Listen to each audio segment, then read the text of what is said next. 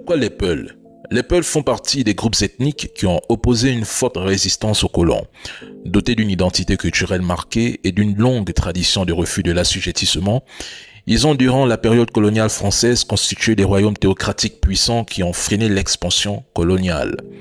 L'un des généraux français les plus confrontés à cette résistance, particulièrement au Fouta Djallon, fut lui Archinard. Les autorités coloniales savaient que lorsqu'une révolte Peul éclatait, il était très difficile de la contenir. À l'inverse, avoir des Peuls dans ses rangs représentait un avantage stratégique majeur. Leur connaissance du terrain en faisait des combattants redoutables et des alliés précieux, comme l'a montré ou démontré leur rôle dans l'histoire des résistances africaines. Mes frères, par exemple au Mali, il est rare de trouver une famille sans ascendance Peul. Les Peuls sont présents dans une vaste zone allant de l'Afrique centrale à l'Afrique de l'Ouest. Dans plusieurs pays de l'AES, une grande partie des hommes politiques, je dirais même des membres influents de l'armée, sont d'origine Peul. Aujourd'hui, qu'est-ce qui se passe? Certains acteurs manipulent les frustrations Peul et les poussent à s'engager dans des conflits contre les États. La question Peul devient alors un levier de division et un outil stratégique pour affaiblir l'AES. Mais posons-nous la question. Qui a réellement intérêt à éliminer les Peuls?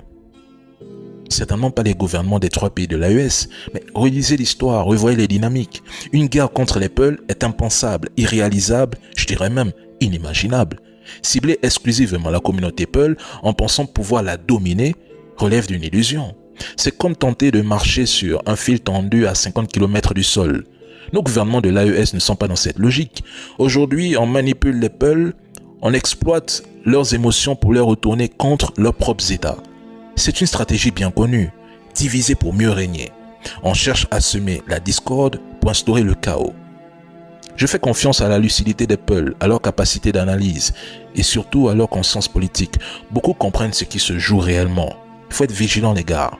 De nombreux pays, y compris les voisins du Mali, du Burkina et du Niger, agissent en sous-marin contre l'AES. Ce n'est pas une simple guerre de territoire.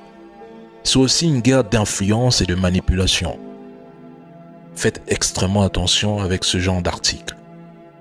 Ni RFI, ni Jeune Afrique, ni TV5, ni aucun média français ne souhaite votre bien.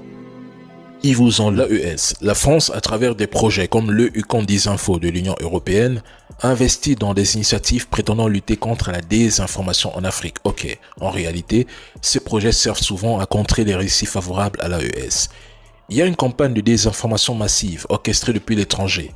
Je n'ai vu un tel déferlement de fake news depuis les campagnes de propagande autour de la Russie dès 2022. Aujourd'hui, c'est autour de l'AES que cette machine à propagande européenne s'active. Et c'est tout simplement sidérant.